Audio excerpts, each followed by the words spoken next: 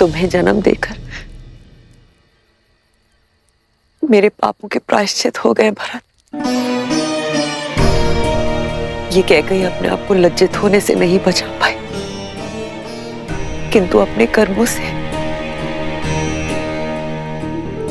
तुमने मेरे कोख की लाज रख ली भरत। मुझे गर्व है भरत कि तुम मेरे पुत्र हो। मुझे गर्व है कि मैं तुम्हारी माता हूं भरत। गर्व तो आपको होना ही चाहिए महारानी, क्योंकि श्री राम आपको अपनी माता मानते हैं। क्षमा कर दिया उन्होंने आपको, परंतु कभी विचार कीजिएगा महारानी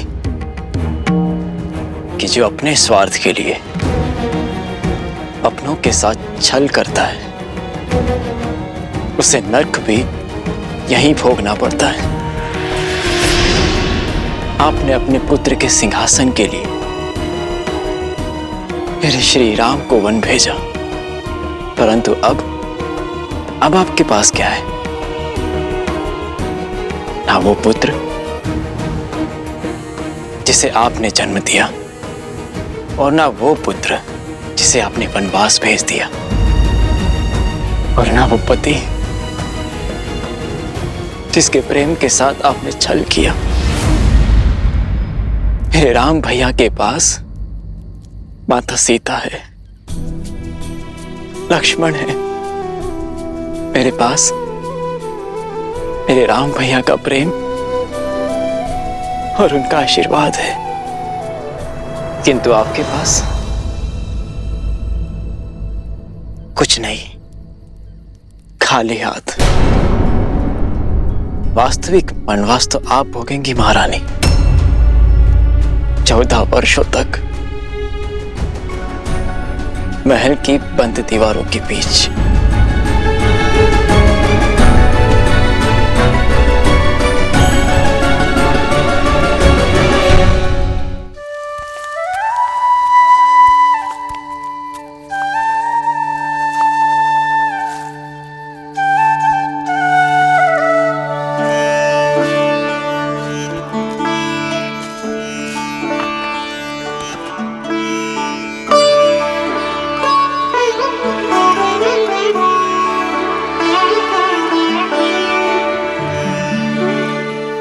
लक्ष्मण भैया को देखा, बात कीजिए ना उनसे हार।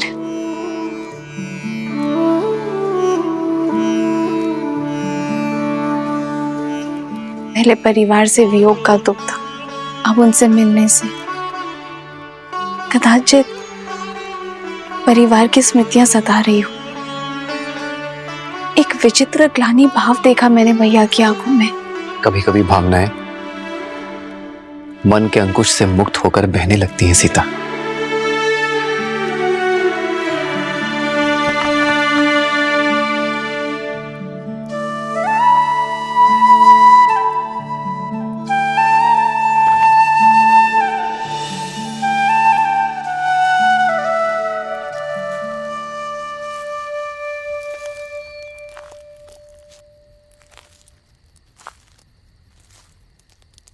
बैठो लक्ष्मण, बैठो।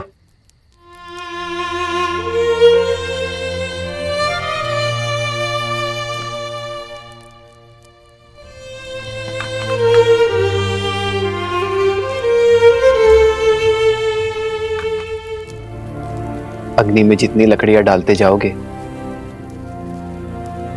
वो उतनी ही भड़कती जाएगी लक्ष्मण।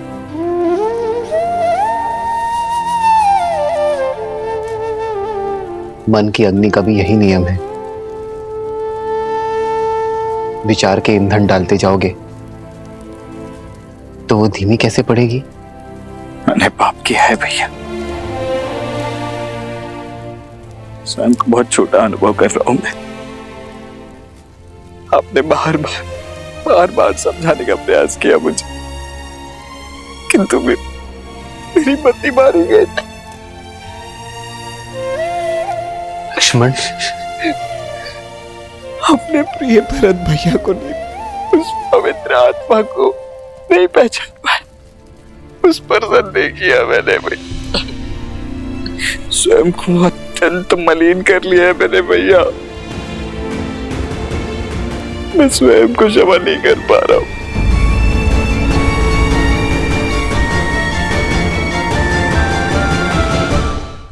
मुझे समझ नहीं आ रहा भैया कि मैं कैसे इस ग्लानि से निकलूं।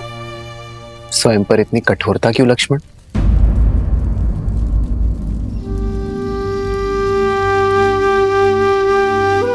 मेरे भाई ने कोई पाप नहीं किया है।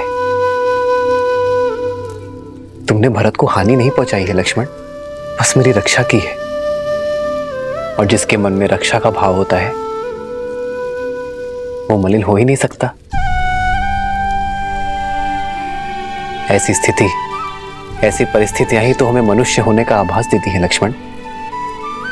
हमें बताती है कि हम सदैव उचित नहीं हो सकते। सीख देती है कि सोच समझकर, परिणाम विचार करके, शांत मन से निर्णय लेना, यही जीवन है। भैया, भैया आप बस मुझे क्षमा कर दीजिए, बस एक बार मुझे क्षमा कर दीजिए। मैं आपको आश्वासन देता हूँ कि इसके पश्चात मैं श्रेष्ठ होने का पूर्ण प्रयास करूंगा भैया। आपकी भांति बनने का पूरा प्रयास करूंगा भैया। आप बस इसी प्रकार मेरा मार्गदर्शन करते रहिए। आदेश दीजिए मुझे भैया, मैं आपके किसी आदेश का उल्लंघन नहीं करूंगा, कभी नहीं करूंगा भैया। लक्ष्मण शांत हो जाओ। क्षमा मांगने की कोई आवश्यकता नहीं है तुम्हें लक्ष्मण। चित्रकूट रुकने का हमारा प्रयोजन सिद्ध हुआ लक्ष्मण। अब नहीं तुम्हारे मन में कोई मलिनता है और ना भरत के मन में कोई ग्लानि। अब हम निश्चिंत होकर अपना कर्तव्य पालन कर सकते हैं। हमें दंडकारण्य चलना चाहिए लक्ष्मण। तुम्हें स्मरण है ना, महर्षियों ने हमसे सहायता मांगी है। जी भैया। बस हम शीघ्र ही दंडकारण्य की ओर प्रस्थान करेंगे।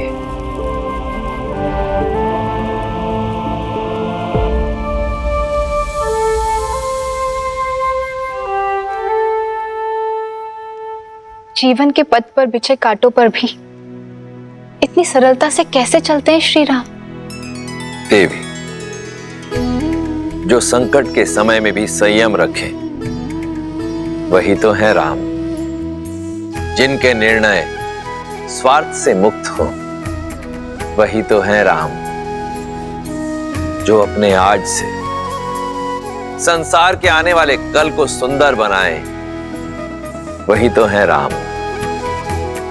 जो अपने कर्म, अपने चरित्र से मर्यादा को परिभाषित करे परंतु स्वयं फिर भी सरल रहे वही तो है मर्यादा पुरुषोत्तम श्री राम।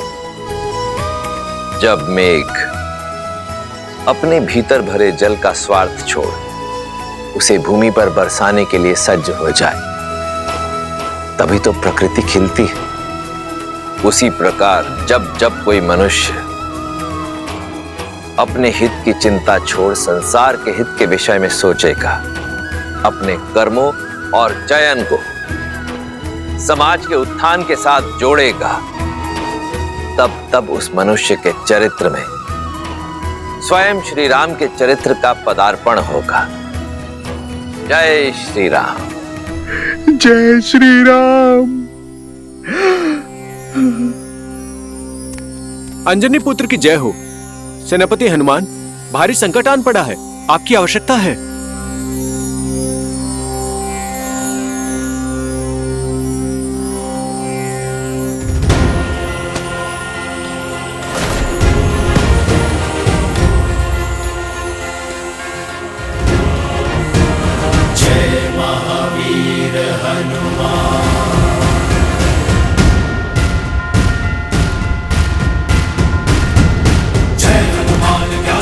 सागर जय कपीस देव लोक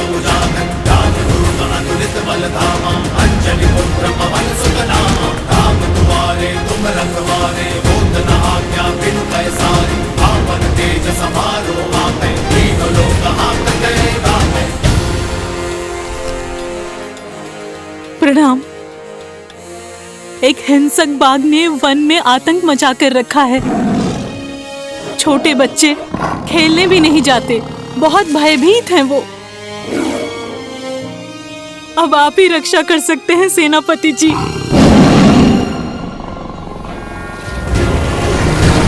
जय महावीर हनुमान, जय जय पवन पुत्र हनुमान। जय हनुमान ज्ञान गुण सागर, जय कपीस तिहु लोक उजागर। रामदूत अतुलित बल धामा, अंजनी पुत्र पवन सुत नामा।